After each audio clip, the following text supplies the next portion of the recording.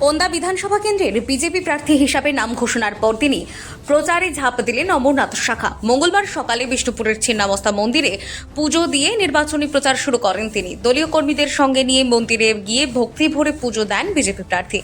নিজের জয়ের পাশাপাশি এলাকার মানুষের মঙ্গল কামনাও করেন তিনি। অমরনাথ শাখার দাবি, গত 5 বছরের বিধায়ক থাকাকালীন ওন্দা বিধানসভার মানুষের পাশে ছিলেন তিনি।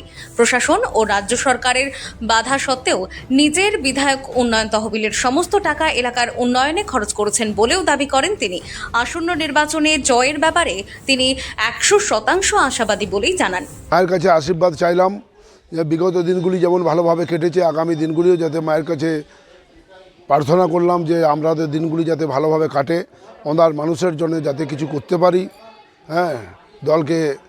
দলের পাশে থেকে, কর্মীদের পাশে থেকে তাদের যাতে আস্থা অর্জন করতে পারি, তাই আবেদন চাইলাম। হ্যাঁ, প্রচার শুরু করব। গতকালই আমি এক জায়গায় ছিলাম প্রচারে, সেখান থেকেই আমরা অলরেডি করেছি। আজকে মায়ের কাছে পুজো দিয়ে আমি আমার কাজ আজ থেকে শুরু করব।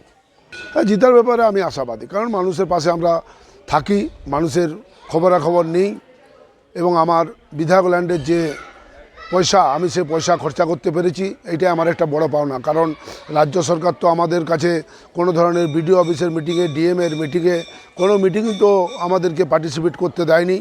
মমতা ব্যানার্জি এখানে এলেও উনি তার কার্যকর্তার দিকে, ক্যাডার দিকে নিয়ে বৈঠক করেন, যে নির্বাচিত জনপ্রতিনিধিকে উনি ডাকেন না।